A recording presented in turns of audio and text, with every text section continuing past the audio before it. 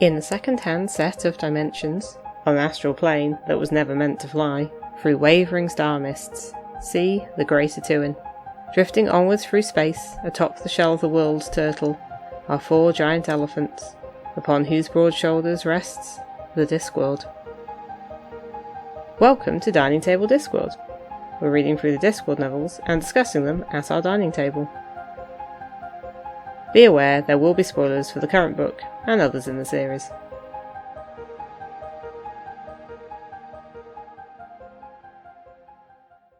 Hello, welcome to Dining Table Discworld. I'm Dave. I'm Kathy. And today we are talking about book number, and he quickly checks his list, book number 26 in the Discworld series, which is The Thief of Time. Published in 2001. So, Kathy, do we have a synopsis? Def's granddaughter Susan is working as a teacher and living a semi-normal life when her grandfather tells her the world is going to end soon. He also tells her there is someone like her, a human with unlikely talents inherited from an anthropomorphic personification, who may be key to what's coming. Meanwhile, Jeremy Clarkson, the most talented member of Ankh-Morpork's Clockmakers Guild, has been commissioned by a mysterious noble to build the Disc's most accurate clock. Lobsang Lud, formerly of the Thieves Guild, and now a surprisingly talented novice of the Secretive History Monks, is sent to be an apprentice to the famous but unorthodox sweeper, Loophole. The auditors are again scheming to stop the messy recklessness of life and get down to some proper accounting, but they are learning about bodies in a very personal way, and they aren't at all prepared. The glass clock, more than a fairy tale, is being built again, and last time it shattered history so badly, the history monks were only just about able to stitch everything back together. It's a race against, well, time?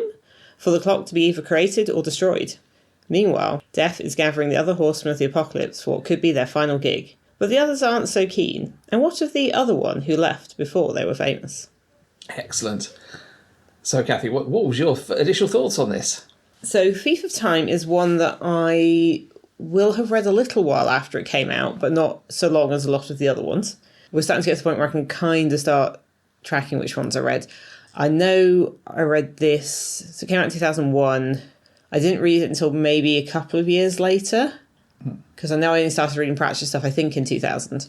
And I know I read Good Omens before this, and I got that in 2002. So, yeah, I probably read it, I guess, maybe in sixth form college. But it's one I remember liking. I generally like...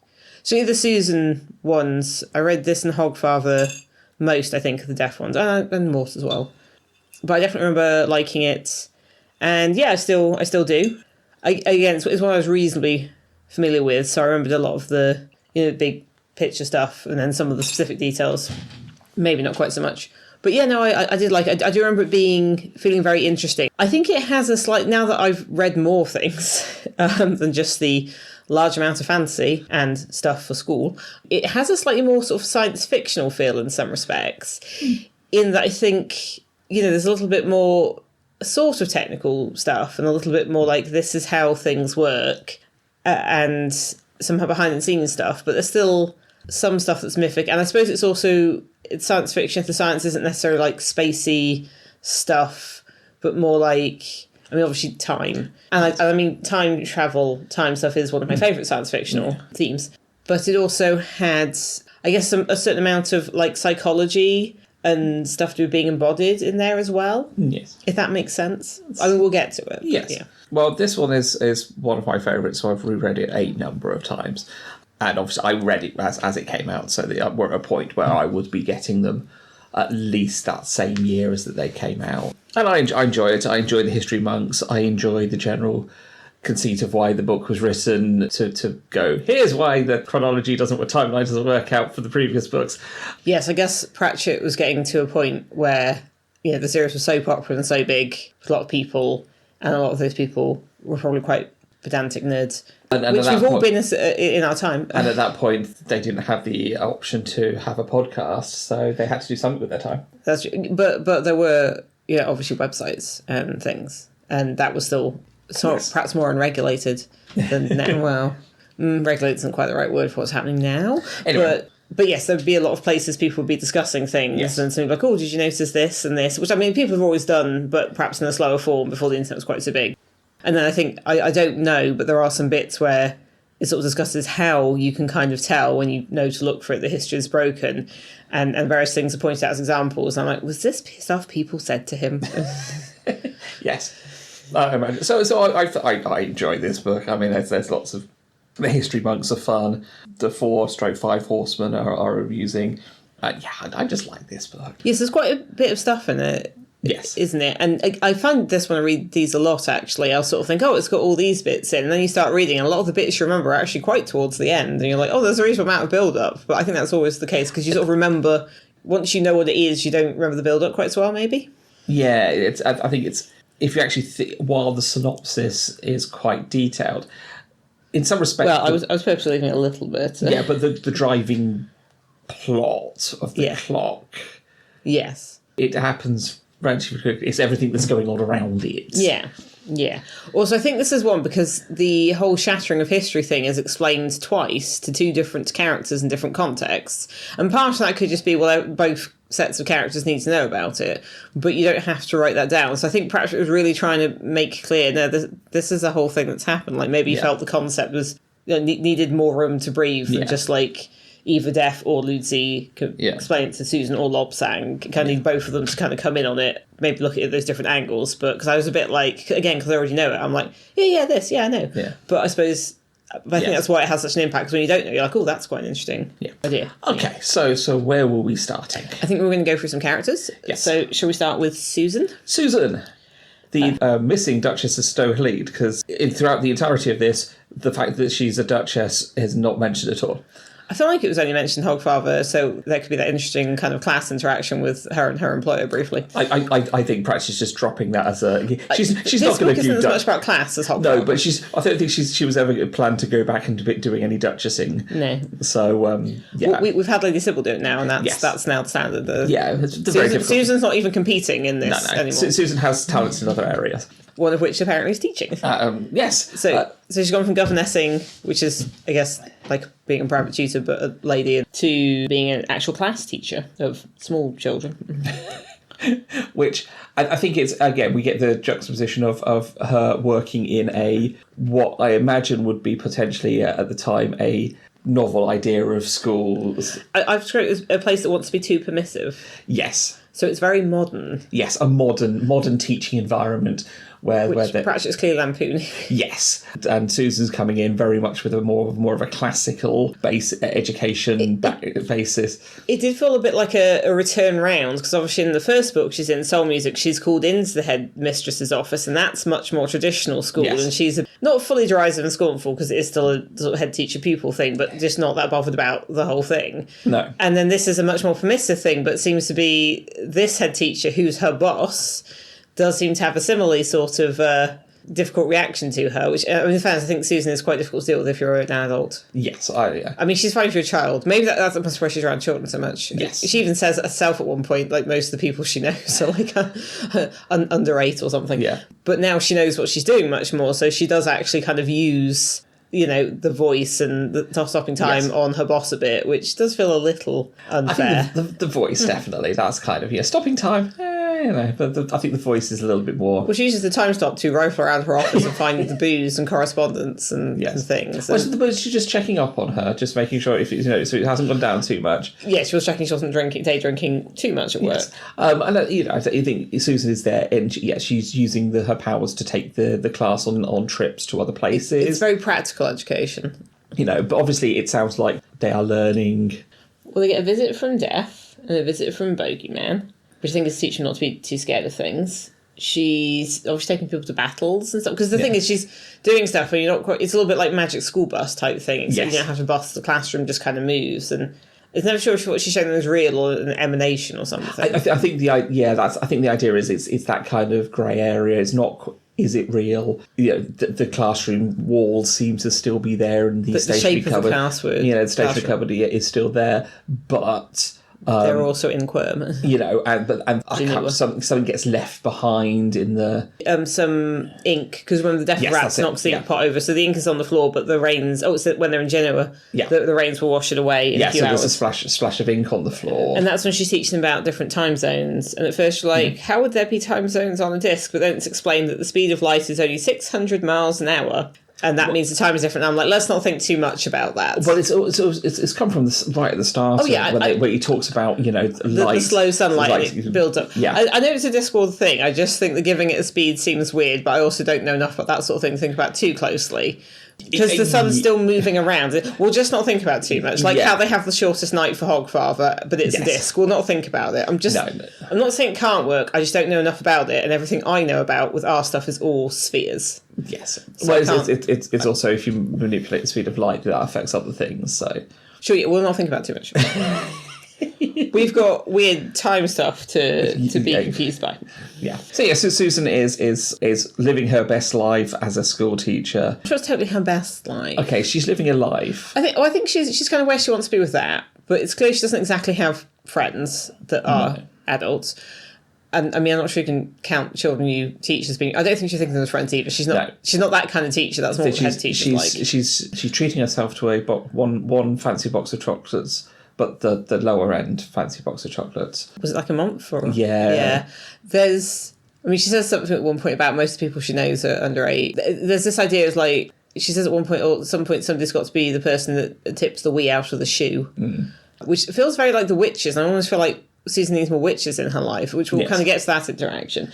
But there's also the fact that she obviously has a relationship with her grandfather, but it's not as bad as it was at the beginning of Hogfather. No. And again, we don't know why it was like that, what happened.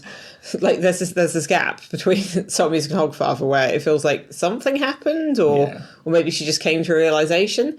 But yeah, she still has a bit of a thing where she's a bit like, oh, all right then, Yeah. She seems weirdly down on the death of rats. I think it's because... compared to the Raven, I always like the death of rats more than the Raven. I think potentially because the death of rats gets used as the messenger. He turns up when rather than death coming and visiting. At least sending Binky. But, it ends up... The death of rats ends up turning up to tell her that grandfather wants a word. Yeah. But I mean, he obviously came to the classroom one time. Oh, yeah. And that's the thing. Her boss is quite concerned that the children are, no trips have been allowed, but the children are coming out with all these sort of things, and she's just like the imagination of children.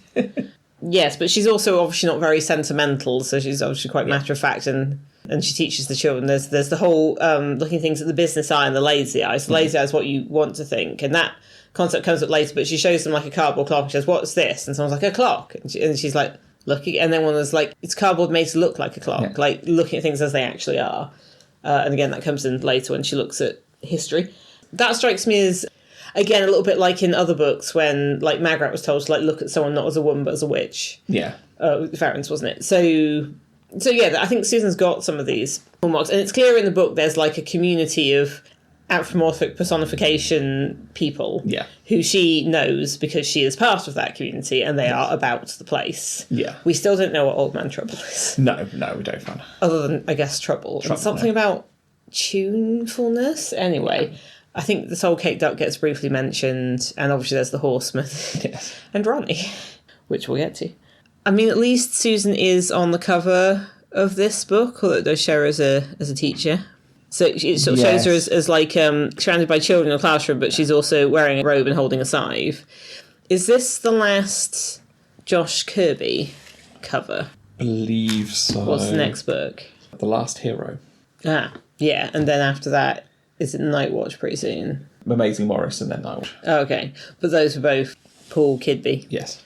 I know they're different names, but the fact that they are both one-syllable men's names and then there's a K and a B at the end, I always have to just think a moment. But yes, so this is the last. I mean, of obviously us having these kind of more original editions, it's kind of the last. But again, Susan is never front and centre in her own covers for these, is she? No. She's always. I mean, she isn't even in Soul Music. She's just kind of in the background in this and Hogfather. But she's kind of getting the same weight as the Abbot there. Yeah, it's a bit of an odd. Like, and the Horseman.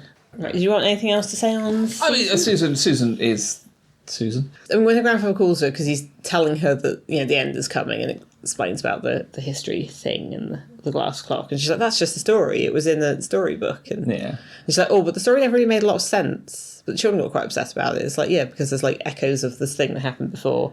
Again, this idea that there's something that happened before, it got kind of taken out of history, but there's still echoes of the thing in there. Death says it's the Ordinance's obstetrics again, and she's a bit, and he's like, "Oh, they found a loophole." She's like, "Why don't you find a loophole?" And I'm just like, "Susan, you are the loophole." Has she not realised this yet? I suppose it's hard to turn that kind of eye on yourself. It's a bit like, Susan, you are Death's loophole. Yes, you are the one that's going to, go. You're the human that can interfere, but has more than human powers. So yeah. I imagine telling her that would just make her more intractable. So. Yes. So it's probably important she doesn't realise. I mean, we'll touch on Susan across the book as well, because she's obviously throughout and interacts with various characters. So this is a starting point, but we'll mention other things. I think if we go then to Lutzi and the history monks. Yes, so this is the second appearance of Lutzi we've seen. The first one being in Small Gods. Well, he seemed kind of different.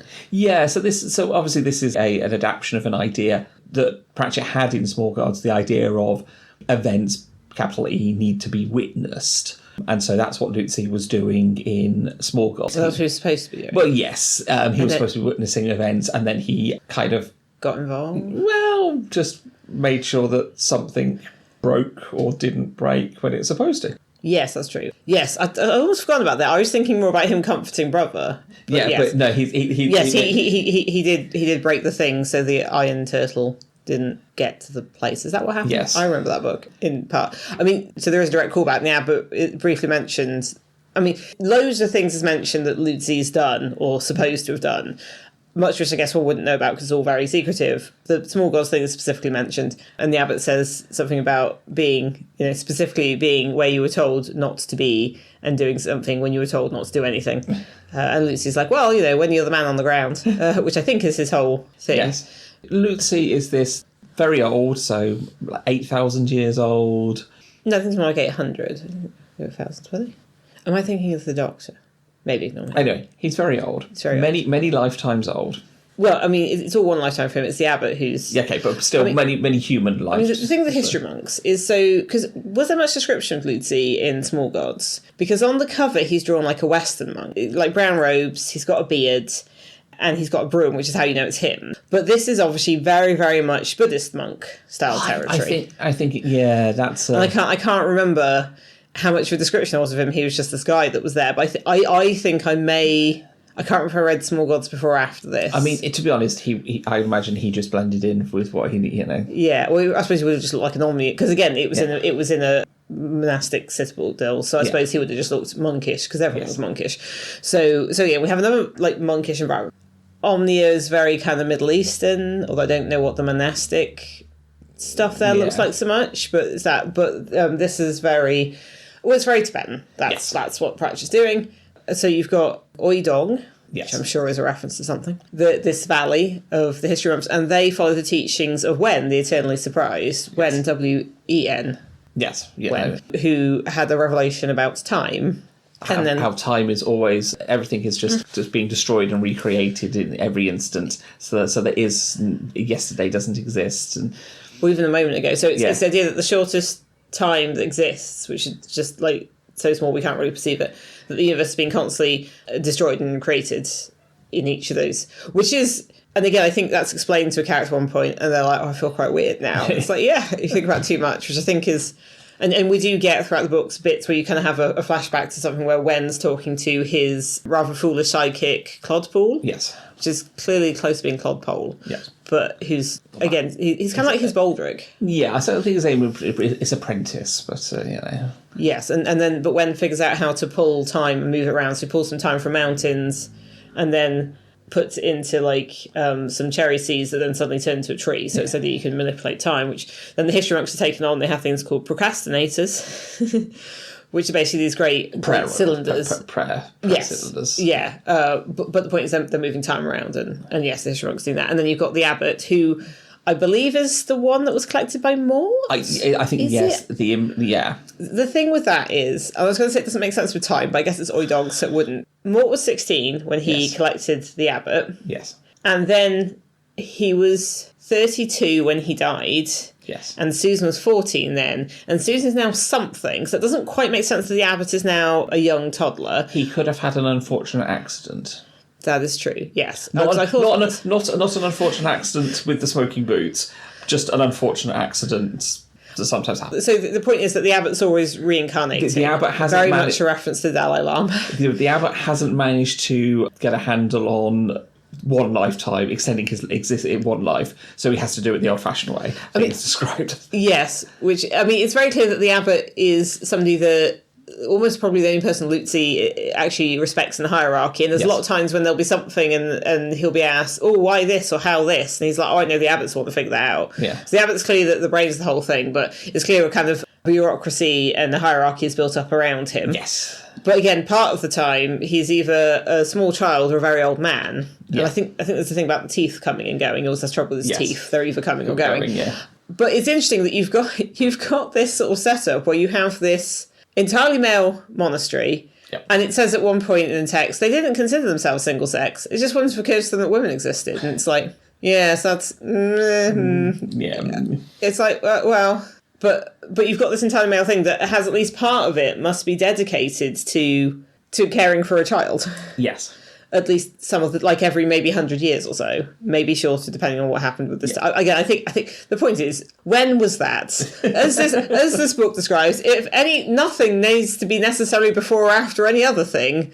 Yes. That's kind of the point. Although, saying that, it did once mention a female character, because Lucy said, I'm glad the Abbott's on solids. It's always a bit embarrassing when the wet nurse is there. Yeah. So they do understand women are needed for something. Yes. It's not quite like that place in Greece where there's that island in Greece that's monastic and only males can go there. I don't think Pratchett's necessarily doing much with it, but it occurred to me, it's interesting, you got this sort of thing where they're a bit like all childcare, and there's this one guy who kind of carries the abbot around, looks after him, and it seems a bit like that guy's a bit annoying, but the abbot kind of... Because the thing with the abbot is he'll be talking really sensibly, like, Lucy, why are we doing this? And suddenly he'll be like, Bick it! And it's like he kind of flashes between being a small child and being the 9,000-year-old abbot who's figured all this out, which kind of feels a little bit more like possession or something. Yeah. Now that I think about it. But it's a bit of an odd thing. I suppose it might go into that sort of like the mind and the body sort of thing. Because clearly he can apparently talk when he's a baby for at least some of the time. But yes, it's the fact that he kind of seems to attack this one guy a little bit more. Like, it's not just random. This is the guy he hits with a wooden yak. Yeah. So the history monks are there as... when we see Lucy the first time in Small Gods, the implication is that they are there to make sure that time and history goes as it's supposed to. But during Thief of Time, they're just happy that history and time is going at all. Yes. After the events of the first clock. So the glass clock of somewhere in Ubervold called Bad Shoe Shine. Yes. Which I'm pretty sure is the joke just bad shoe shine. Yeah. But I think that's how you'd say it. It's written more Germanic looking. So Lutzi is this very legendary figure, novices are told about him, people hear about him, but he's not anywhere in the hierarchy. He's not even novice, he's just a sweeper. I mean, senior sweeper. Yes, he's the chief sweeper. And so he's obviously gone out in history and done all this stuff, and people like talk about him, and there's also legends of his fighting prowess, and there's also the thing about Rule 1. Rule 1, and that comes from, that's a classic from Japanese martial arts films. I don't think it was just Japanese stuff. Just general martial arts films. Kung Fu. Which is basically, don't underestimate your opponent, especially when he's a small man. It's like he's a little old man who's always smiling. Yeah. And then the sweeping thing is a bit like, because there's lots of, well, how do you get to this place? It's like, well, everything needs sweeping, and nobody. Again, the idea that the servant class are not noticed by those they serve, and so Lutzi can get into places because sweeping. It was mentioned because he assassinated. Or not assassinated. He's present when a warlord choked on a chicken bone. Yeah. And it was like, how did you get in? It was like a siege. There was a siege and an army couldn't get in. Yeah, it's like, well, no, but a sweeper can. Yeah. Who's going to stop a little man with a broom? Yeah. Yes. So there's various things about his exploits. Some of the novices will be mean to the sweepers. Yeah. And then they get in trouble. Some of them went to his garden, kicked over a shrine, and then they get told, have you heard of Lutzi who? And they name off all this stuff and yeah. And then one kid suddenly realises and and then runs off. And the fact is they're punished. And then one lad basically becomes a sweeper for the rest of his life. And so Lutzi's this very unorthodox figure within this unusual monk order. He's done all this stuff, but stays out of the hierarchy, which he clearly dislikes. In fact, sometimes he says, oh, well, the abbot's having to deal with all that, so we can go do the proper stuff. At the start, the reason he's given... So Lobsang Lud is a kid who was found in Ankh-Morpork.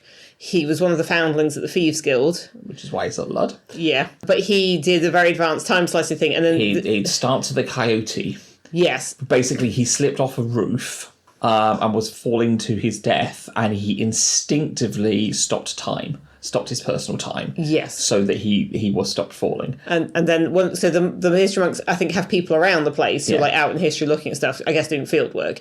And one of them spots this and says, right, well, we're going to just take you somewhere. I kind of guess like what Professor Xavier does with pretty much, yes. I mean, very much so. They even wiped the history of him being at the Thieves Guild. Is that what Professor Xavier does? Only to some people. Yeah, well, that's an iffy we're not institution also. So he's one of the novices, but they're saying he's not doing well as novice, but they can't ever catch these. Like, he's always ahead of everyone, but he's not listening to his lessons. Also, he keeps stealing things, and they can never catch him stealing things. And the idea is he's slicing time to do it. The idea is he knows everything already, which makes him hard to teach. But he doesn't know how he knows it, or like he's consciously know it. Well, it's like they said, every time it's like he's obviously not paying attention. As soon as you ask him a question, he can answer it. So he's basically trouble in the kind of novice. But they don't want to throw him out because he's he's obviously incredibly talented. So a couple of these sort of senior monks are like, well, maybe we'll send a problem to another problem, because these people clearly don't like Lutzi. So they're like, right, you're going to go and apprentice with the sweeper now. And then what happens is that Lutzi starts showing Lobsang various things he wouldn't normally see, and it's kind of that thing. And again, it's like, I'm obviously Karate Kid's the one that I'm familiar with, where you start out with this guy's always really good, and it's like, well, you're going to do a load of menial stuff first. And it's like, okay, but like, I'm bored now, and what is this? Clearly there's something more. The other thing with Lutzi is that he has his way. Yes. Which is not the way of the rest of the No, it's a very different way to... He's gone out in the world and found his own way. He's found the way of Mrs. Cosmopolite, who we may recall from Moving Pictures as being the wardrobe mistress, and we may recall from, I can't remember which other book it is, but certainly one where she thought that people were peeping in at her windows or something. Yes. And I think this bit comes from what I think is a footnote, probably... Is it Witches Abroad, where Magrat starts getting pamphlets about enlightenment and stuff? Yeah. I think it's that, because it says something about like, oh, wisdom always feels better when it's further away. Yeah. And it makes some comment about monks turning up at the home of Mrs. Cosmopolite to watch her ways, but it kind of acts a bit like she's sort of like sweeping away with a broom. Yeah, I think the idea is that but that's clearly a seed for this. Lutzi had gone to Ankh-Morpork and was looking for somewhere to stay, and she said, and I'm paraphrasing, it's just like, I come in, I haven't got all day, or so. She said something very profound from when the Eternally Surprised had said.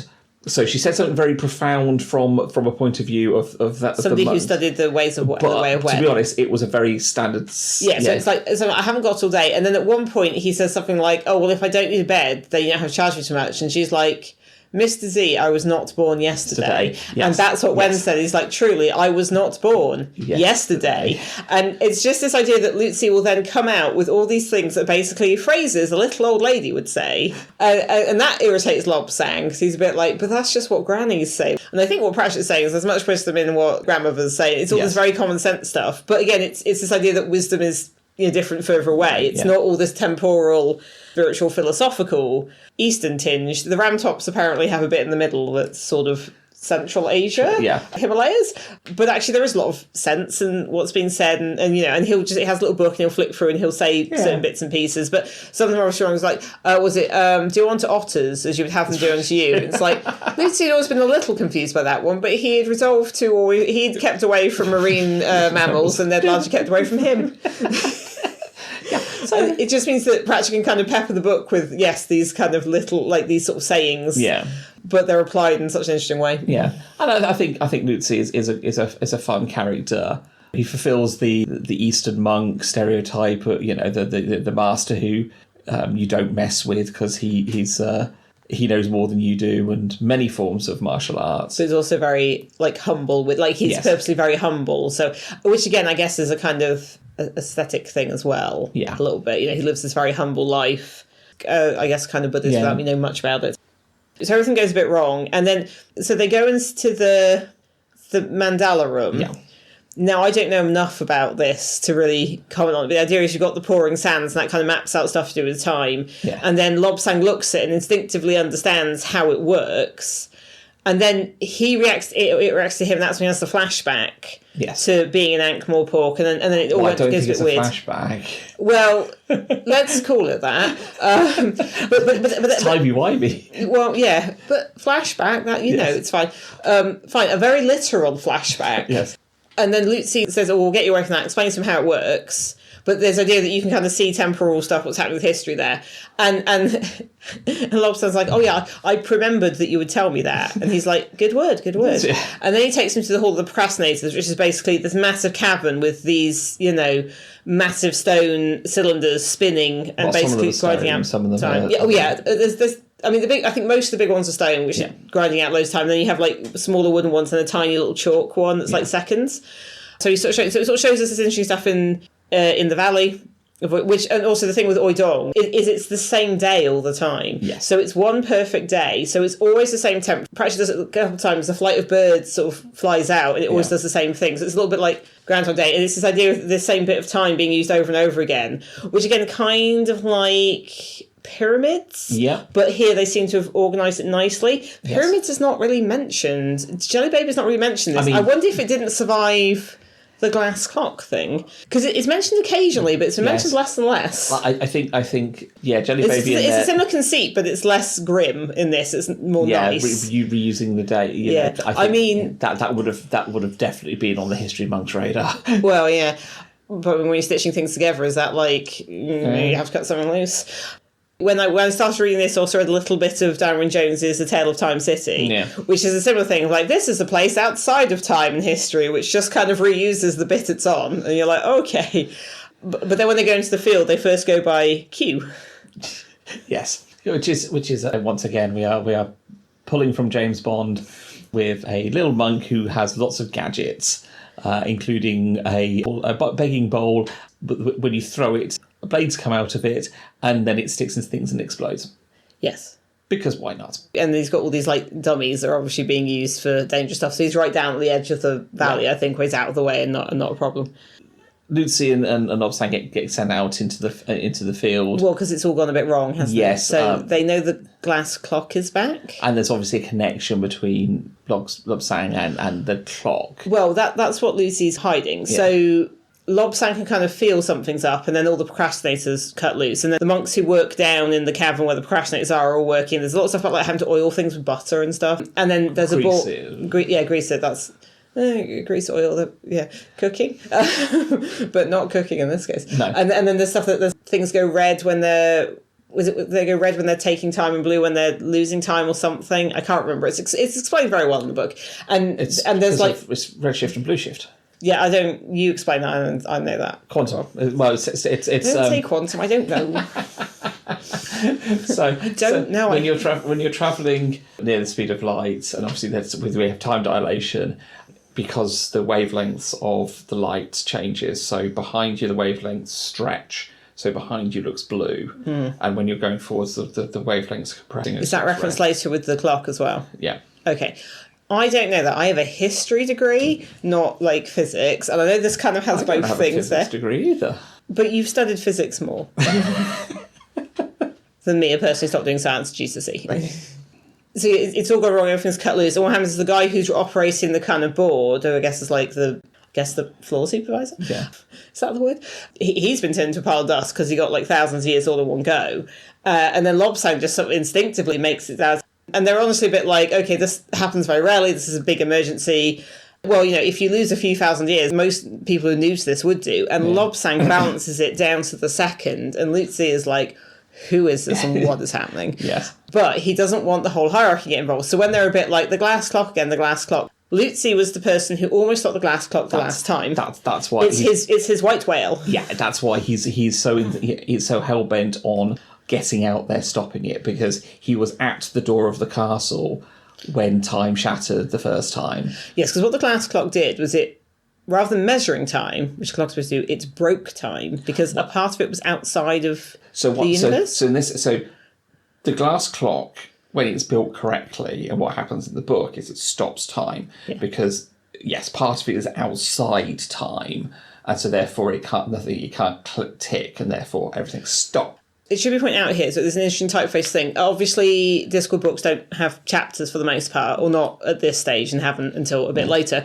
But obviously there's plenty of, like, sort of scene breaks. Yeah. Every single one in this book has tick as the thing in between. It just says tick every time until the clock stops time and goes tick. In the original one, it stopped, but then because it wasn't 100% glass, they had to put a metal spring. Metal spring, yeah. The spring breaks, the clock breaks, and time breaks with Time shattered. Yes, it took, Def describes this to Susan, it took the equivalent of 500 years of stored time for the history monks to basically stitch history back together like patchworking something. And you have to understand that if you cut something up and then sew it together, there's a seam allowance, so there's less of it now. It won't cover the same amount because you've had to stitch it together. Yeah. So the point is that they had to basically stitch it together, and they're like, we can't let this happen again because there's not enough time left for history to happen in if we lose any more of it. And the idea that Oidon was then, they must have enough stored up to have done that.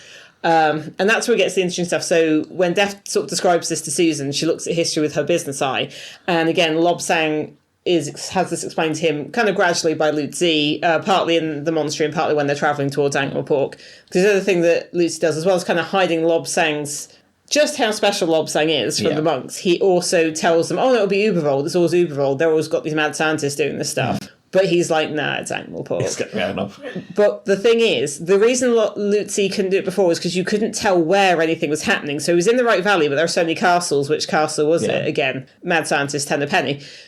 But Lobsang can sense where something is. He knows where he's supposed to be. And Luzi is like, obviously incredibly freaked out by that, but it's real useful. Yes. So that helps. And he's like, you shouldn't be able to do that, but you know what? We're going to roll with it. Yeah. So Susan looks at stuff with her business eyes, and it says, the famous philosophers of Ephebe either lived a long time or inherited their names, or was extra history stitched in. Omnia was a mess. 2 centuries seemed to be folded into one, which is interesting. Yes. Coombe Valley, a famous dwarf and troll battle. And it's like, but how many of those battles had there actually been? There seemed like different generations went round the disaster again and again, shouting, remember Coombe Valley. And then we do get this one bit that's one of the really good bits people quite often quote separately as a good example of Pratchett, which is just a footnote.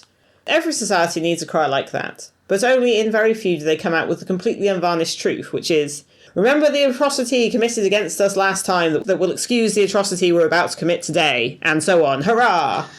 Which feels continuously relevant. Yes. Anyway, so who do we have next on the... Because I think we could keep going for a while here, and some things will loop through as yes. So we've got Jeremy. Jeremy Clockson, a foundling of the left at the Clockmakers Guild. And sounds very much like a British TV personality when you say it out loud. Oh God, I didn't even think of that. No, yeah. Hopefully it wasn't. Oh, no. I don't think it is, because there's not enough.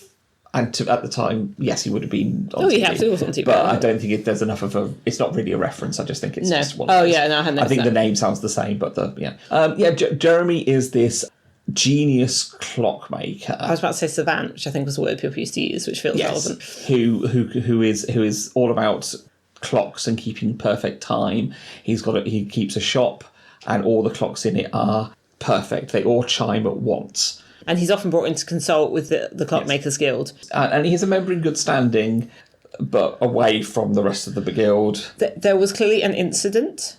Yes. And they're just very keen. Like, somebody comes around once a week to just check he's taking his meds. It's like, is he on his meds? Yeah. So Jeremy's obviously incredibly strongly, autistic coded. I think that's definitely... Well, it's clocks and times... is his specialist, Oh, yeah. It kind of goes beyond the special interest, because there's this whole thing, they're almost, again, the Clockmakers Guild, a little bit wary that he doesn't seem to have any other interest. In fact, when he says he's working on crystals, the man who visits each week from the Clockmakers Guild and checks if his medicine is being taken, though not as discreetly as he thinks, is like, oh, it's always good to have a hobby. Yes, something else. That'd be lovely, yeah. Yeah, so Jeremy's obviously one of these people that, and again, it's that kind of idea that somebody's a genius, so they're allowed to get away with certain things, which there's something about how genius is always allowed some leeway once the hammer has been pried from its hands and the blood has been cleared up. And part of it's like, well, That, I think that depends on who it is. Yeah. Let's face it. Yeah. Genius in many a person is fine to be dismissed, and genius in certain other people is allowed anything. Yeah. So it's not quite as simple as that, but I sort of see the point that Pratchett is making. No. So Jeremy, his entry into the story is that he is engaged by a interesting lady. Lady Maria? Yeah, Lejeune. Lejeune. There we go. Who's basically paying him to recreate the glass clock in material. So some sort of a patron. Lady Lejeune is actually an auditor who has manifested a physical body for reasons that will be mentioned later, and sets him off to start building the clock. I mean, the idea is he's been told, you know what, you want a lot of money to get whatever materials you need to make the thing you've always dreamed of making. Yes. Which is an entirely accurate clock. And he's like, yes. Which is also, yes. And he definitely starts dreaming about it after meeting her. Yeah. Because they keep dropping dreams of the glass clock into his head. Oh, okay. I forgot they're doing that. Yeah, so that he dreams the clock. Yeah. And then he wants to build it using crystals. Yeah, because it has to be entirely glass. It can't be any metal. And quite why glass was better than metal, I don't know, but we'll just go with it. No, I mean crystals is playing off the whole quartz watch. Oh yeah. Thing. Yeah. So he makes a grandfather clock. Yes, I mean he's also she sends him an eagle. Yes. To help him out, which is what you need when you're doing something ambitious. Well, or they come with a lot of highly broad skill sets on, and this eagle is particularly important because he has his grandfather's hands, and his grandfather worked on the original clock. Yes, and again, you might be like, we don't know what the lifespan of an eagle is. It's probably more than just a human, but I guess maybe less than a dwarf. Yeah, I don't really understand how trolls are. But on the other hand, when anything happens about the glass clock is sort of irrelevant, which I think various characters realise. Yeah. So yes, Eagle comes in, and he's used to working with madmen. But he's actually gets a bit scared of Jeremy because I think he's not mad in the right way. Well, no, because he says, oh, well, no, he's sane. So, this is the first time I've worked for a sane person. This is what sanity must be. This very ordered, very careful, everything exactly where it should be. Which I think just shows that Eagle had masters before where he did the tidying up and everything was a bit slapdash and everywhere. Right, so it's the classic heap of old mad science. Yeah. But the idea is that, yes, Jeremy is just has a different form of, I say insanity, that sounds a bit not great, but a different form of being different. Yeah. And, at one point, Eagle also thinks, oh, well, if sticking screws up your nose is madness, then having them carefully arranged in exact things by size must be sanity. Yeah. Wait, is it? I mean, I don't think Eagle's afraid of Jeremy, though, because he wants to... He's helping Jeremy. I think he quite likes Jeremy. And again, he's used to people who are unorthodox. That's the whole Eagle thing. You don't contradict the master. And he actually sees Jeremy... Because the guy from Clockmaker's Guild asks him if Jeremy's taking his medicine. It's like, yes, I see him pour out a spoon every day. Yes. What he doesn't say is he then tips it down the sink because the medicine stopped him thinking. Which feels a little bit like it's a reference to how various meds work. Yeah. I don't know, is it a little bit problematic to sort of do it like this? I'm not sure. But no. I know some people have said, that sort of like being on meds does make you feel very different. I think the idea here is that, it was stopping him from achieving his sort of true genius and clarity of thought. And it's like, but he is like doing something that is going to destroy the universe. And I think he's even told, because Eagle kind of tells him, because his family have said about the glass clock, it's one of those kind of remnants that remain. Well, because Eagle remembers creating the clock. Well, his hands do. But his grandfather tells him about the so that the grandfather remembers creating the clock, but the clock was never made. Yeah. Everyone else, as far as everyone else is concerned, the scientist was doing something else. He never made the clock. Yes, because they couldn't, the history monks couldn't take it out of that Eagle's mind, and so now you've got his grandson Eagle, who has the same hands, and I think sometimes feels like his hands can remember, but increasingly Eagle actually is afraid of and suspicious of Lady Lejeune. Yeah, and it's interesting because Eagle's kind of pulled in two directions a bit here because he starts to become a bit afraid of the clock. Which is fair, because it starts being very strange. There's even sort of suggestion that, it could stop time and do something to time. And Jeremy's like, well, no, that's silly. It's a clock. It just measures things. And it's like, don't you think people are saying that for a reason? But Eagle's still working, so that's what you do. You do what the master says, even if you don't like it. And he becomes suspicious Lady Lejeune because stuff keeps going wrong each time she visits. Yeah. And then he starts following her and realises she's not like a regular person, but not in a... And, eagles are famously non-judgmental. Yes. They'll serve whoever. But he also realises the stuff like, she must have engaged him at the Eagle place in Ubervold, but the same day was somehow an Ankh-Morpork, because he arrived like the day after, and that's not how that... Because he posted himself. Yes. Yeah, he engaged his services and then managed to get to Ankh-Morpork to engage Jeremy's services within 24 hours, and that's not possible. No, because he had to email himself on the fastest coach. So yes, but Eagle's quite a fun character because he's building the clock and he's making it successful, and he doesn't like how Lady Lejeune keeps, like, whenever she's there something seems to go a bit wrong, but he can't ever point it at her. But equally, he also doesn't like it. But he's doing what he's supposed to. And again, the thing for starting is that they need lightning, and you can't harness lightning the same way in Ankh-Morpork. The Eagles can harness tame lightning, but they can't. But you need a proper thunderstorm to actually start it. And he's like, "Oh, you don't get us down on the plains, not like up in the mountains in Ubervold." No. Where you just need to look out your window, going, "Oh, if it's a dark and stormy night, there we go." It's. Did we want to say anything about Lady Lejeune and then the auditors? We should do, yes. This is another book driven by the auditors, who are once again getting fed up with the messy humans and just life in general. Yeah, and want to just have everything frozen. What's interesting here is there seems to be a lot of them, because in Hogfather it seems to be very much a small group, or you only ever saw a few at a time, and they were trying to act through human agents. And that seemed to be their initial play, that they were trying not to be noticed, which I think Def told Susan. So it seems a bit like, well, who's noticing? And I've certainly heard the theory that, like, maybe that was a breakaway group of auditors that are doing something. And because then at the end, when they become desperate at the end, they actually manifest as the kind of dog shapes that chase the boar version of the Hogfather. But here it sort of seems like they're all involved, and they don't... And they say stuff about trying to get humans to do things, but humans don't want to do things the way they want. Humans respond to other humans, so they get one of their number to incarnate, basically, as a noblewoman. And at first they're getting her to discarnate and incarnate, which is how she's able to be in two places within like a day. But then she says to them, no, it hurts too much. And they're like, oh, interesting, pain. Can you tell us about it? And then she says, I'll just stay human all the time. Like, well, we don't like that. But so you've got basically Lady Myria Lejeune. And Susan points out later that Myria is kind of like myriad and Lejeune is like legion. Because the point is, because again, it's the whole thing, they don't like individuality because then you can die. But she's the first one who does it, and she does that for quite a while. And it's so fascinating because she's a person who's become a person fully fledged after existing for billions of years as not a person. And there's just all this stuff she describes about having a brain and a body. And I mean, Pratchett has said before, like, things are quite often act according to the shape they're in. Yes. That's been a bit of a theme, but this is where I think it really comes out and he really goes right in there with it. Yes, because she's literally, she finds that, obviously having a body suddenly finds needs and wants that she previously, never had. They talk about feeding and eating. And they and she can still, as an auditor with abilities, just absorb.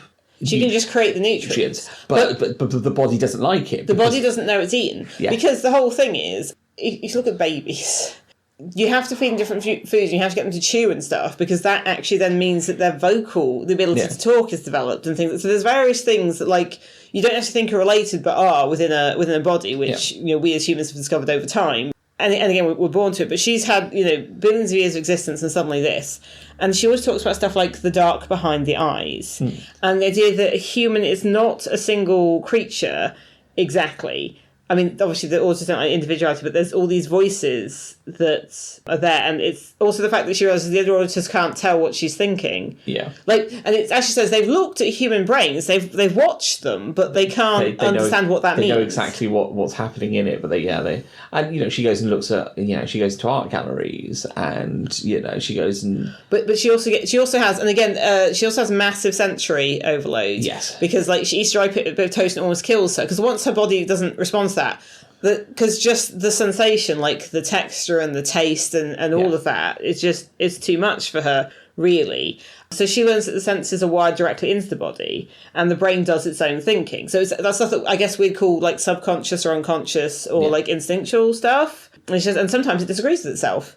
She says humans weren't individuals; they were each one a committee. kind of idea of lizard brain and monkey brain, and she talks about these like dark red voices that are in there. And again, it's not the actual voices, but I think it's instinct and I think what's sometimes called race memory. I think that's probably a better word for that, which I can't recall now. But the thing is that much though she's doing this, she doesn't want it to end. Yes. And so that's why she keeps sabotaging the clock, because they know that when the clock stops time, like, that'll be it. And she's a bit like, no, I want to, again, the instinct to live yes. is now in there, because she now lives. Yes. I mean, they have to, the auditors, they have to incarnate more people to try and... They're getting a bit suspicious of her. She's saying, oh, it takes time. Like, no, we'll all go. So then they do 9, which is 3 lots of free, because you always have to have free, because then 2 watch the other 2 in all things.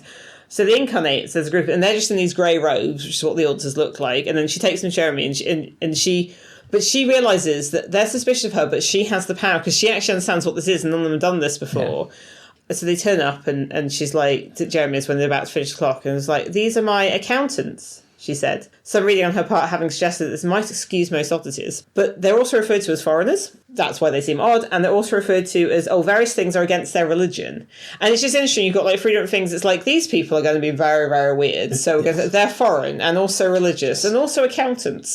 So that's why they're weird. Yeah, so because at one point... also accounting being very much their whole thing. Yeah. At one point, because she gets them to change how they look, because they've just got the grey robes. It's like you have to do fashions. You know, and she at one point basically goes, and really the only the women should wear dresses, because obviously they've just copied stuff they've seen. Yeah, so they got no idea of norms, or they got no idea of social stuff. And then she says they have to have names, so they start assigning themselves names based on colour, and they've suddenly started learning about hierarchy. Yes, which is a big deal for them. Well, no, it wasn't before. No, but now it's a huge deal. Now it is. And so it's the monkey brain, probably. Mr. White considers himself the most senior, because he whatever reason, you know. Was it just that he incarnated maybe like a nanosecond earlier than the others? I don't know. So he is Mr. White, and then all the rest of them get colour names, and later on we get loads of different, and them attempting to basically find more names for. It's like they basically get told we're running out of names of colours, and they're like, there are millions. It's like, but those, you know, but we only have. There aren't millions of names. No. Yeah. So I mean, if we talk about things, so they go to Jeremy's. Lady Lejeune can see a hammer, and she's like, they can't see me thinking about the hammer. If I edge towards the hammer, I can throw it at the clock and do it. Eagle's suspicious of these people. Eagle had already been suspicious of her, because at various points she didn't touch the ground. He can see a shadow under her foot, because she was still kind of floating, because she doesn't actually have to. It's like, is she in a body that's conforms to gravity, or is she still a floaty thing? I think that was still a bit somewhere in between early on. And he tells Jeremy, and Jeremy's a bit like, well, that we shouldn't hold that against people. Yes. It's also the fact that Jeremy kind of has a bit of a crush on her, and she kind of has a bit of a crush on it. It's sort of, neither of them obviously really have any idea what to do with any of that. No. So they all turn up, and they're like, oh, we have a lightning storm, and then one of them was like, well, that's no problem, and he just creates a lightning storm, and the Eagle's like, wow, because he can sense it, and that's also how Lobsang and Lucy are like, oh, because they're now approaching Ankh-Morpork trying to find... Well, they're in the midst of Ankh-Morpork, but at that point, he's too close to the clock to be able to pin it down. So basically, at that point, they have to wait for the lightning strike. Yeah. You also have this time slicing they're doing as well. Yes. There's just so much stuff in this book. So they can slice time, because they're just walking, basically, for most of it. But if you slice time, you can basically kind of like, you go into time so that you're moving faster than everything else. Yeah. And everything goes like a weird colour. It goes like blue. Yes. And then there's various things around that. So it looks like it's kind of like being a speedster, but it's actually quite a bit of effort. Yeah. But then you get these valleys where you get closer to the sort of there's like a black wall where if you slice too finely, you do die. But as close you get, but there's these valleys which there's one that you can get to where it's really hard. It's hard, and suddenly it gets easy. Is that like a reference to running or something? No, it's a science. It's a science thing on. You do the science things then. Yeah, I'm trying. It's something that's sitting in the back of my brain going, I know this, but I can't put it to words. it's where you've got there's kind of this energy waveforms and things. Okay, I need to know science. What that's about. It's definitely fine. It's a definitely reference in science. To science. Okay, that's fine. It's just been a long time since I've done that sort of stuff, and it's quantum, very quantum. And they've also got, which Q gave them, portable procrastinators. So they're basically little, on their backpacks with like little personal spinny things. times. So they basically, and again, they kind of describe it as like an air supply if you were scuba diving. Yeah. So it's that, but like for time. And then Lady Lejeune tries to throw the hammer. The guy from the Clockmakers Guild has turned up and is trying to get Jeremy to take his medicine. Jeremy won't. And then the clock starts and the bit in the line break goes tick and time stops. And this is partway through the book. Yes. There's still quite a bit of and books to go. just as Lobsang is getting to the door. Yeah. So then what we have is this weird timeless, and where everything's frozen except for those who aren't bound by time. So anthropomorphic personifications like Susan and a few others, Lutzi and Lobsang because they've got the procrastinators on their backs, and the auditors. Yeah. Weirdly, suddenly all incarnating. I think it's because they realise there's things they don't know, because suddenly they realise with Lady Lejeune being human, there's things they don't know about being human, and they want to know about being human, and so this is why they start incarnating loads of them and then going off and trying to do research into. Yes, they're basically into life basically. Yeah, so they go to the museum, which is the first time we hear about the Ankh-Morpork Museum and Art Gallery. And they, no, in fairness, I think Detritus did describe it to that guy from Quirm. So they go there and they start breaking down the pictures into their component pigments. They're looking at the pigments, going, "What makes this good?" And so they can find what makes it art. And the paintings are stuff like 3 large ladies with a single piece of cloth and man with big fig leaf. And they can't understand what makes that art, what makes that good. So they're like breaking it down to pigment. At another point, they're like measuring paving slabs to see like what is the right size. Bearing in mind Ankh-Morpork, you wouldn't have the uniform size of paving slabs we have. No, I think it's also, it gets a bit creepy when Mr. White. I mean, it's very creepy because you've got to think all of the people in the whole city, well, the whole disc actually, because it's described as being like a crystal statue. Which is that something you can get from the Emporium? Possibly. But it's also like a wave that spreads out across the disc and eventually would be the whole universe. So everything's frozen. You've just got a few people walking around. But then you've got all these kind of, and I assume they're still mostly grey, kind of cloaked weirdos just wandering the place in like at least groups of 3 times bigger. And as well as discovering hierarchy, they also discover violence. Yes, but so Mr. White suddenly realises about pain and causing it on to others. So basically he starts making his subordinates. Well, he gets a cleaver. Well, at one point, and it's awful. But at one point, he makes one of them puts their finger in the mouth of someone who's chewing. Yeah. And it bites down on their finger. Yeah. Just trying to figure out what things are. And they all kind of realise they don't like pain, or their bodies know, and they want to avoid it. But then, yes, he has a cleaver. It's a bit grim. So Susan and Lobsang kind of meet in the course of this, because what Lobsang did was he was almost at the door, but he had gone back to like check on Lutzi, even though Lutzi has told him, "No, you keep going." Yeah. So, and then Susan's one of the people who's who's still walking around and sort of finds them, goes, "You're not an auditor," and she's saying how much she hates them, and so they start being very violent to each other. And Susan says, "Well, they're acting human." Lobsang, he says, "Oh, is casual decapitation acting human?" So Susan gave Lobsang a sad look. "You don't get out much, do you?"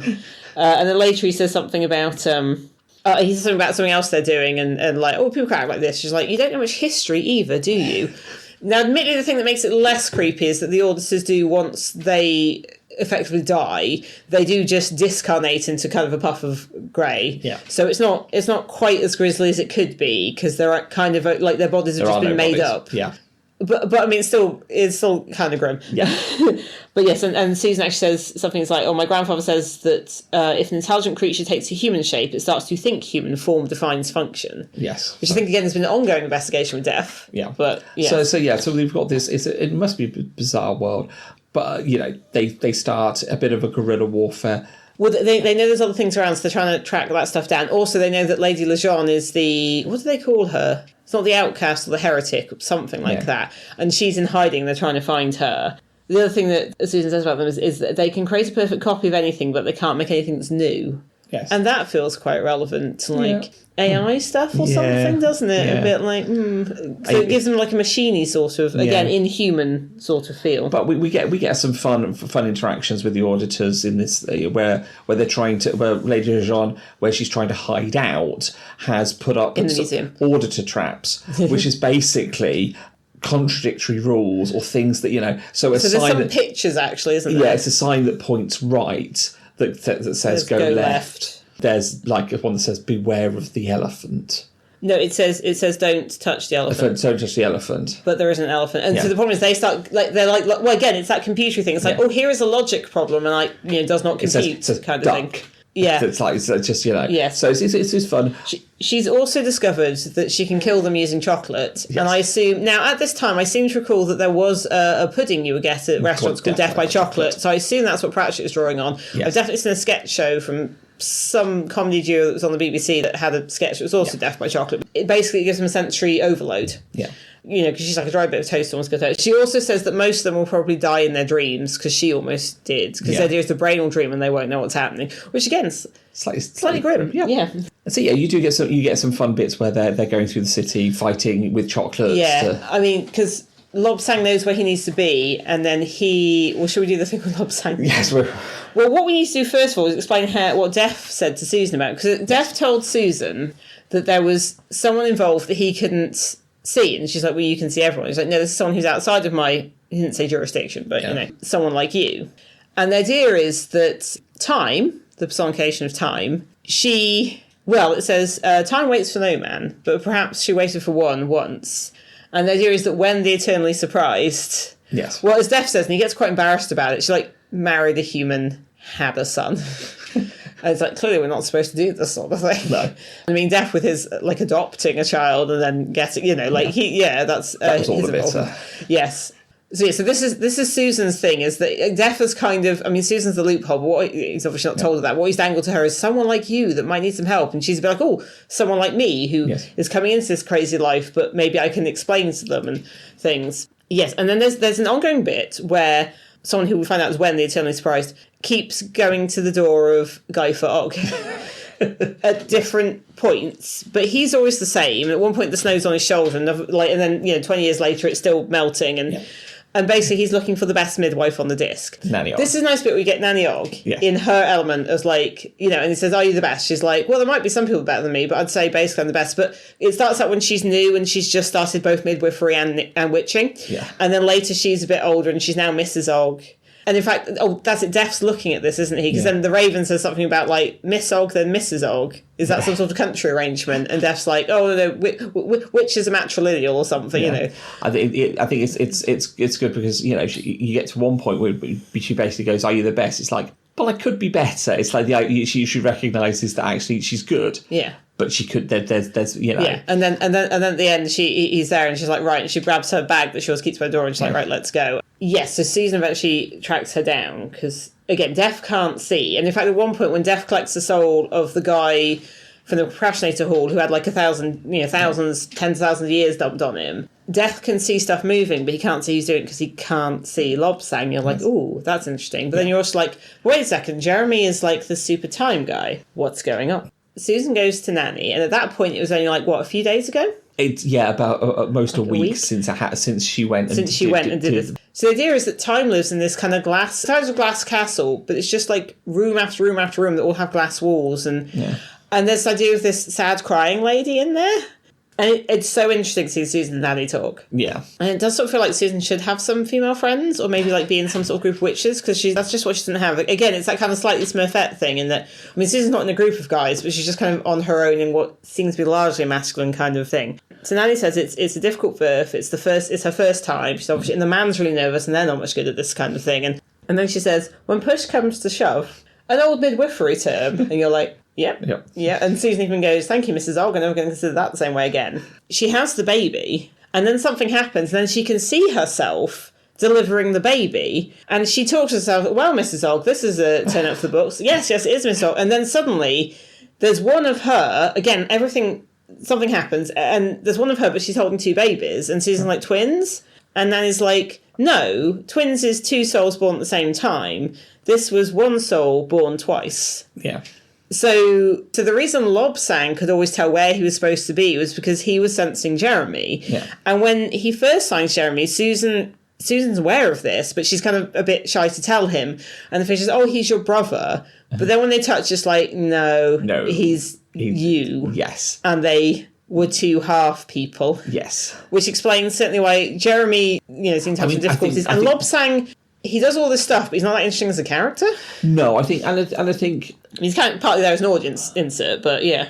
in some ways, the autistic coding of Jeremy, and then basically saying, well, actually, you're only half a person. Oh yeah, that's not great. Brilliant. Is it? No. I don't think that was intended as a. No, I don't think so. I think it's more just he's hyper focused. Yeah, and then Lobsang isn't that in. Yeah, he doesn't. He's a bit one-dimensional. Lobsang seems a bit amoral because the whole thing where he keeps stealing stuff just to see if he could and stuff. But again, that's also not kind of great. But, I mean, he seemed more. Guild. Yeah, that's true. Yeah, he was racing people, and he seems a bit more social and stuff. And I mean, even so they kind of combine, and then he comes into his full power and says he still wishes to be called Lobsang because he says about not liking the name Jeremy even when he was Jeremy, and also Lobsang had happier memories. So which makes you wonder about what the Clocks Guild's like as opposed to the Thieves Guild. But Lobsang seemed a bit more personable, I guess. Again, not particularly deep as a Pratchett character, but for a lot of it he was an audience stand-in and who then did some impressive stuff. Yeah, that's interesting. Yeah, I mean, so we get the... Because you kind of got the idea of this, a kind of chosen one or a lost son from quite early on, but then you've got these two guys being presented as could equally be it, and you don't necessarily realise that's what it is. I guess that kind of has covered both character and plot stuff. Yes. I had a particular theme I wanted to bring out. I'm not sure if there's anything else you wanted, or I mean, we need to talk Horsemen at some point. That's true. Okay, yeah, we have not done. Oh yes, I didn't write Horsemen. Okay, let's talk Horsemen. So throughout the book, that actually ties into the thing I'm going to talk about. Death is off, trying to bring the four Horsemen together because the world is ending. They must ride out. That is what happens. So bear in mind we've not seen these guys since Sorcery. Yes, and there is a reference very briefly to Sorcery because it says something about them riding out on like small apocalypses, mini. But it says even apocryphal ones. I'm like, that's the Sorcery reference. Yes. So he's doing getting the band back together. So he's going to individually was talking to each of them, and you're finding them that they're anthropomorphic personifications. They're off doing human type things in a way. So War's married a Valkyrie, and so there's now Mrs. War, and she seems very joyless, and it's a bit of a problematic stereotypy trope. Yeah. Because this idea that War will be like, oh, I'd like to ride out, and she's like, no, you don't, darling. It's like, darling, do I like meat? No, you don't, darling. It gives you your trouble.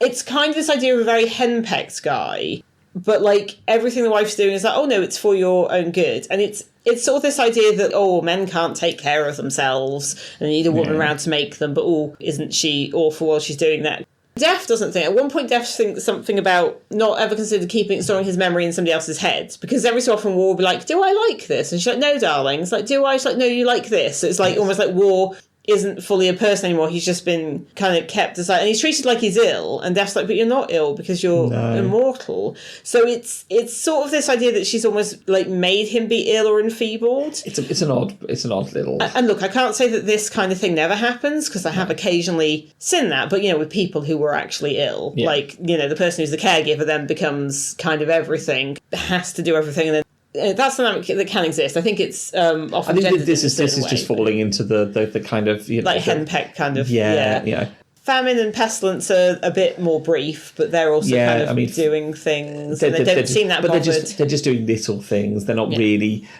interested in riding out as a big thing. And then I guess we come to what happens to Lucy. He meets Ronnie. So throughout we have seen Ronnie Soak, the milkman, delivering milk occasionally to Igor and Jeremy. So that's how we first meet him. But when time stops, it doesn't seem to bother him. He's still doing his milk round. Yeah. And his milk, and when Lucy wakes up there because Ronnie rescues him from so he's in the dairy. It's an interesting dairy. It's It's big. Yeah. And very cold. So obviously this is a character who, This is somebody who's outside of time, and that's fine. Yeah. So it just occurred to me that in Mort, when Mort collects one version of the abbot, and he says, you're not the usual guy, have you taken on the round? And it's just occurred to me, what, like a milkman? Yeah, slightly different. But yes, somebody who has the round. Yeah. So clearly Ronnie is not human. Clearly Ronnie is something. And in fact, at one point, Susan. Well, that's it, because they can't find Lucy, but they see some yogurt, and Susan's like, oh, well, Ronnie has him. Yeah. He'll be fine. Yes. So clearly Ronnie's somebody that Susan knows, so he's clearly somebody who's about. And then he's talking to Lucy, and, can you guess who I am? Yes, it's obviously, having a bit of a grumble about kind of being left behind. Well, he puts one finger up. Yes. And Lucy's like, that's seen as rude. But the idea is he's the fifth one. Yeah. So, so the idea is that Ronnie is the horseman who left before they got famous. Yes. Doing the old Beatles thing. Pete Best. Yeah, doing the Beatles thing.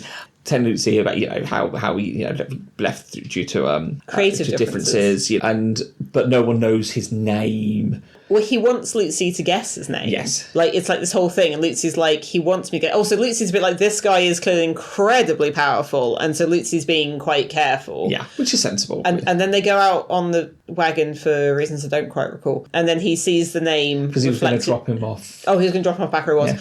And then Lucy, they go past like a funeral parlour or something. It's got like a black window, so you can see the reflection of the cart, which has got Ronnie Soak. Ronnie Soak, milk and dairy established. Yeah, no date. So also the fact that Ronnie was able to get yak's milk like Yutzi had when he was young. Yes. So he looks in the window and he sees it, and then he said another reference. He goes, "Pleased to meet you. I can guess your name." Yes. It's like, oh yeah, like sympathy for the devil. So it turns out Ronnie Soak, if you spell soak backwards, it's chaos. Yes. So with a K. the old fashioned chaos of, and I think that's a. I mean, if you think about it, a lot of creation mythology starts with there was chaos and then. Yeah. This thing happened, whatever the thing is. Sometimes it's an egg, sometimes it's light, sometimes it's like things moving apart, sometimes it's temperatures doing a thing, but there's always this early thing that is chaos. Then, because he knows who he is, Lucy's very much talking him up, bigging him up, like kind of massaging his ego a little bit. But he eventually convinces Ronnie that, hey, maybe you can go, and if this is the end, because Ronnie's been like, oh, I'm going to keep doing the round, I'm going to go into like ice cream and stuff. Yes. And Lucy's like, who will buy the ice cream? Time has stopped.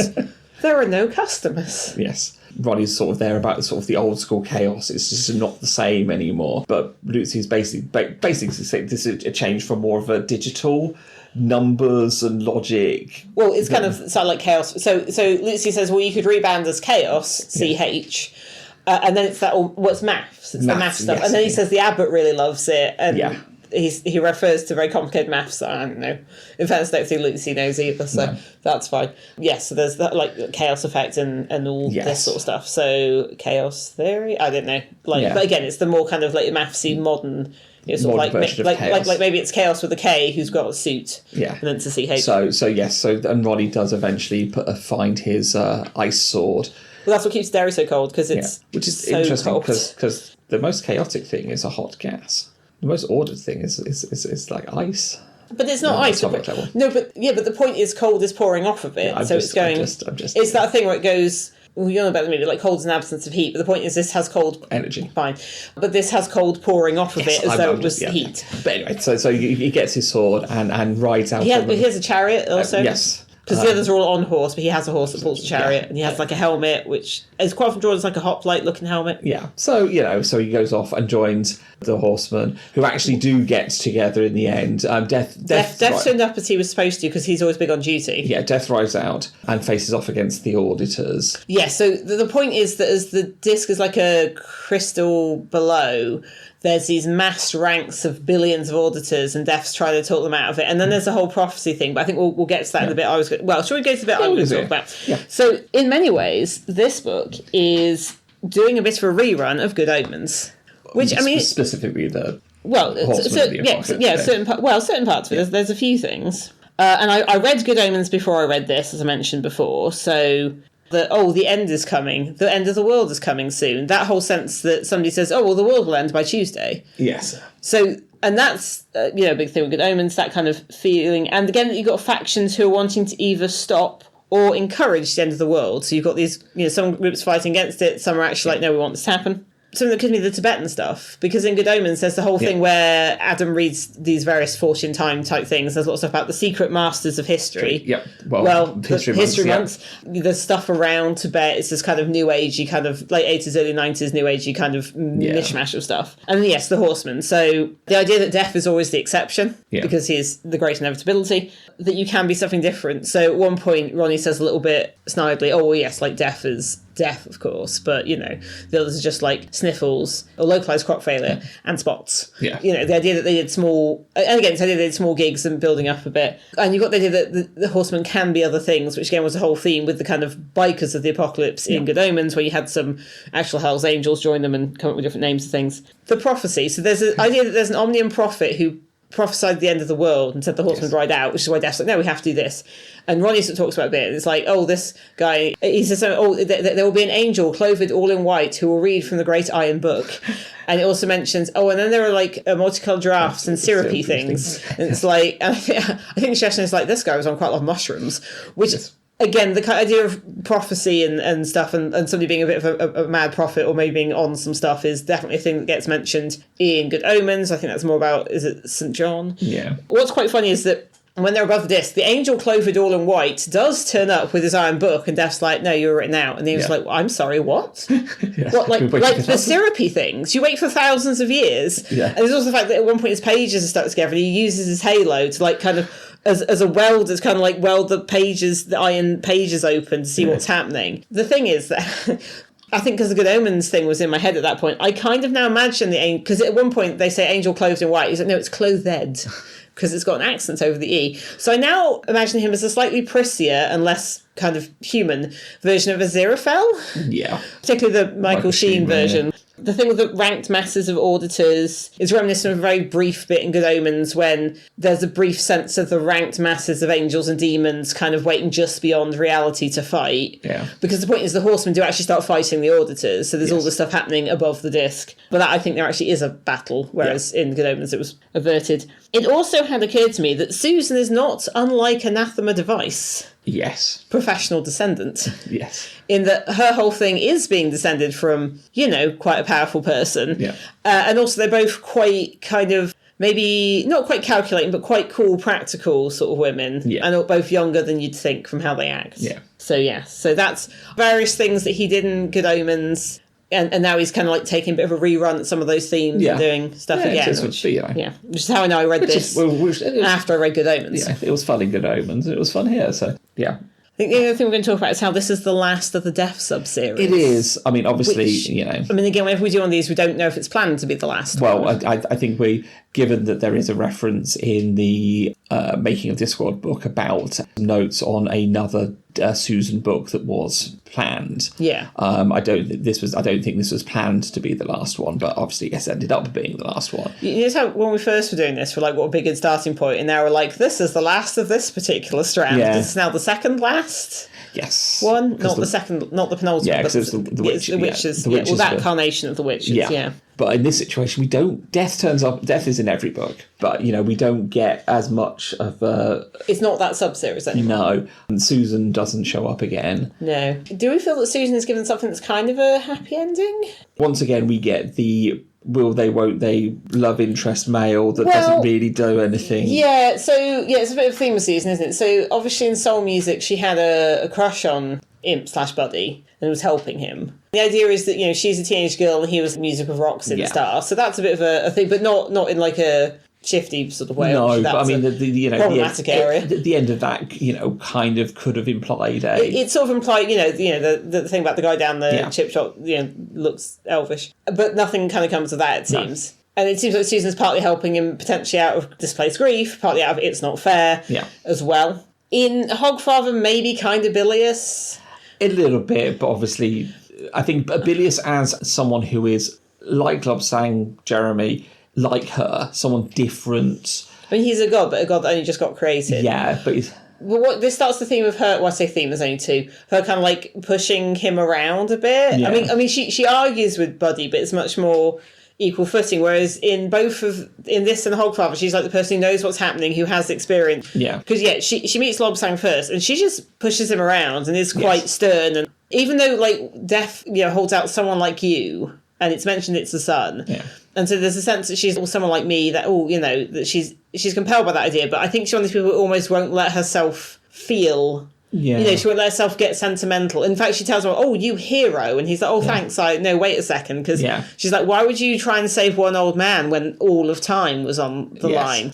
So I think that again is dangled as and even at the end when when Lobsang is when he becomes his whole self, he kind of keeps manifesting as a load of like blue twinkles, and she actually goes with him into the clock, and then he meets his parents. She's his anchor. Yeah, she's the one who's anchoring him to the world.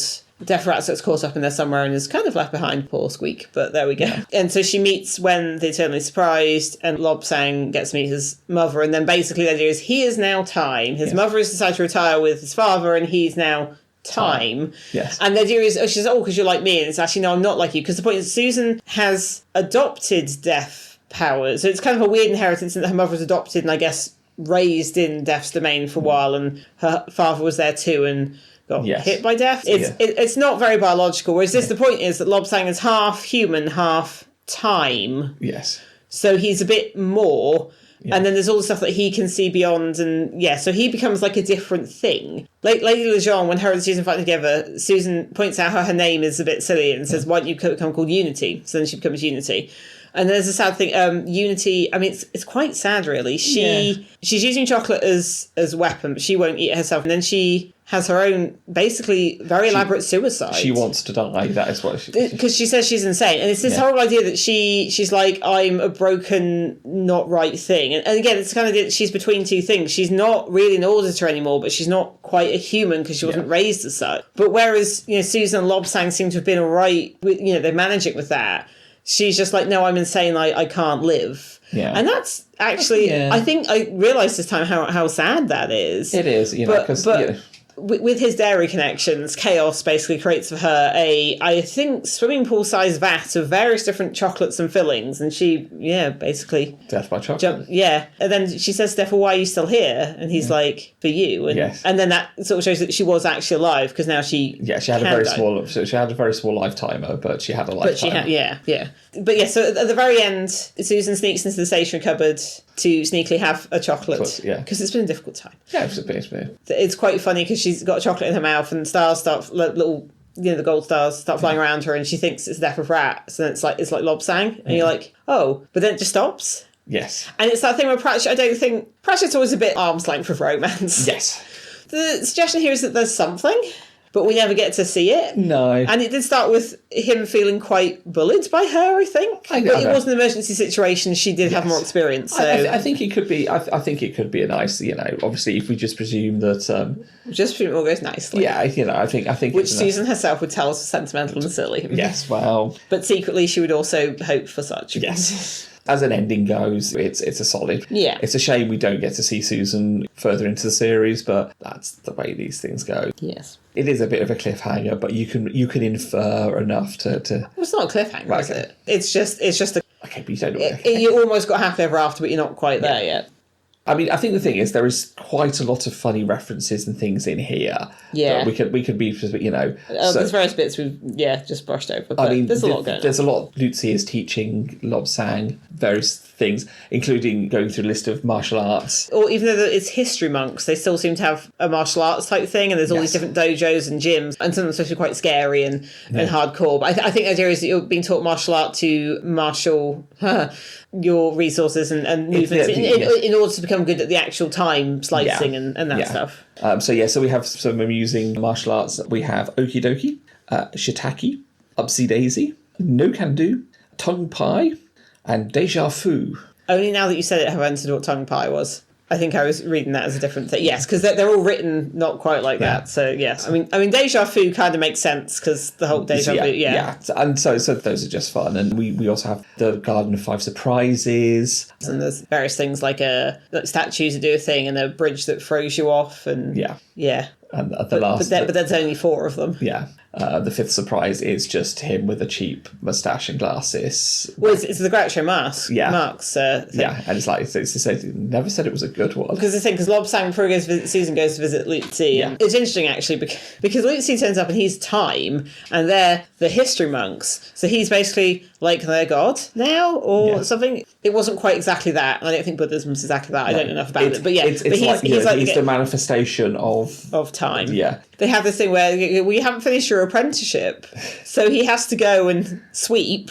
Yes. And Lucy's be like, but you know what I'm going to say because your time. He's like, no, I'm trying to keep a bit of humanity. They want to make him a the novice. highest monk. Yeah, well, no more than novice. They want to be a full, Yeah. And he goes, no, I will just be I was apprenticed as a sweeper. Lucy has at one point seen because there's always cherry blossoms because it's the same day and it's obviously a spring day. There's also stuff about cherry blossoms in the valley. And at one point, just in his head, Lucy thought, we never get any cherries the same day. I realised this time he never says it out loud. Yeah. Because then Lucy's a bit like, it's like usually an apprentice should give the master a gift when he ends his apprenticeship. And Lucy's like, well, you don't have to give me anything. There's nothing you can give me. But then because he's time, he basically makes there be cherries. Yeah. Which is nice. Yes. Nice little touch. I think this is a great fun book. It's quite meaty. It's got a lot to it. Got some interesting concepts about time. Tell from all the stuff we've been saying. And it's riffing on various things to say, martial arts movies. Yeah, just a lot of good fun stuff. Perhaps not as... I think Hogfather is the high water mark for me. This one doesn't have that mythic stuff. No. It's much more concept. That's why at the start I kind of said it felt a little bit more science fiction, although it's... I mean, people often say Pratchett's quite science fictional in the fantasy universe. So. Yeah, I think it's got some great fun things. The idea, the time ideas. Yeah, we could go on for ages about this, but you don't want to listen to us waffle about that because you've already listened to us waffle for long enough. Fair enough, yes. So I think we'll bring it to an end there. Next time, as we mentioned at the start, it'll be The Last Hero, which will be interesting to do, a largely graphical... I mean, we did Eric, and we didn't particularly like that, but that I don't think was I don't think the that's format. anything to do with the format, no. No. I don't think I've read this one for a while. So. No, it does bring back some characters I didn't enjoy, though, so we might have to see how that is. Yeah, that I think would be interesting. But I know that there's a lot more of a cast of characters than that, so we'll see how we go. Thank you very much for listening. We shall catch you next time. Bye. Thank you for listening to Dining Table Discworld. You can find us on Facebook at www.facebook.com/Dining Table Discworld. You can also find us on BlueSky at dtdiscworld. All our other contact information and credits for our music can be found in our show notes. Thank you for listening again, and we'll see you in our next episode.